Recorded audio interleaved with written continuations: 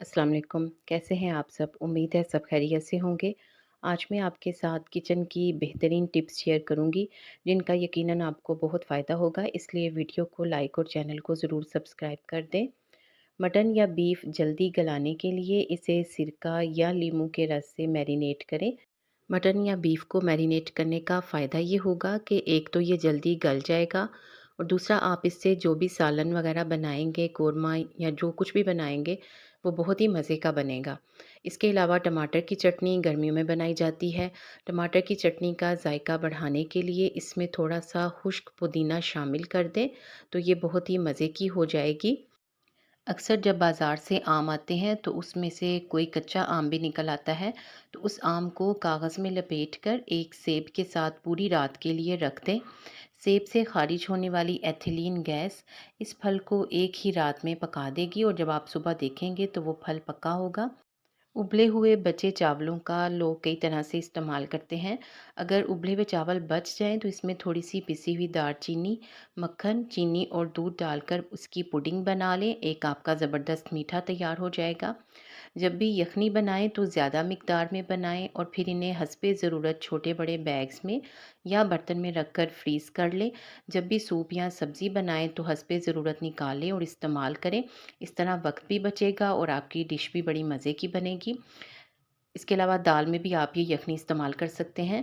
घर में बाज़ औक़ात ये होता है कि कॉफ़ी बनाई जाती है और कॉफ़ी कोई पीता नहीं है, तो वो फेंक दी जाती है। उसको ज़ाया करने की बजाय पौधे में डाल दें।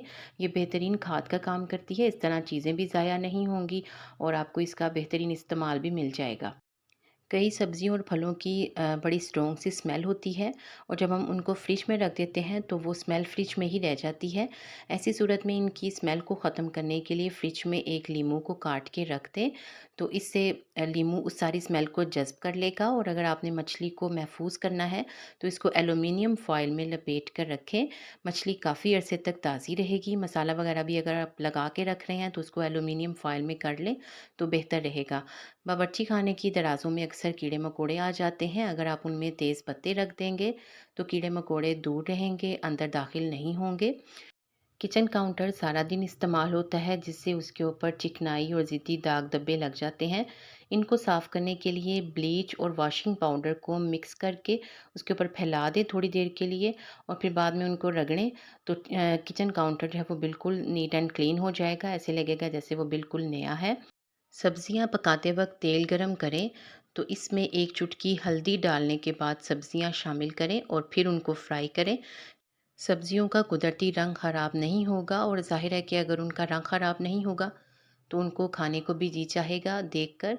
नमकीन मक्खन 6 माह तक जबकि फीका मक्खन सिर्फ 3 माह तक ही फ्रीज़ किया जा सकता है। ये भी एक बेहतरीन टिप है, आप इसको ज़रूर याद रखिएगा। गर्मियों में शरबत या फिर शिकंजबीन बनती रहती है और इसके लिए जो दिक्कत आमेज़ काम है वो इसका शीरा बनाना है।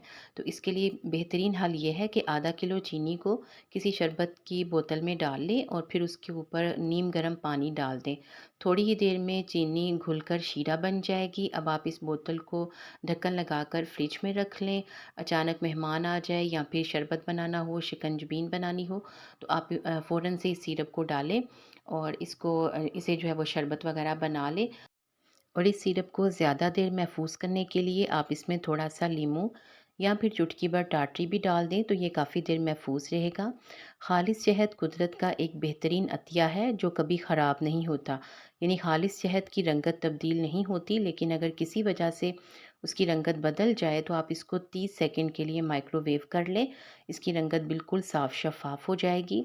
अक्सर फ्रिज में मूली या गाजर पड़े पड़े नरम हो जाती है, तो इसको दोबारा तरोताज़ा करने के लिए इनको शीशे के प्याले में कच्चे आलू के साथ रख दें और प्याले को ठंडे पानी से भर दें। देखते ही देखते सब्जियां दोबारा तरोताज़ा हो जाएंगी। वीडियो को लाइक और चैनल को सब्सक्राइब कर दें। शुक्रिया।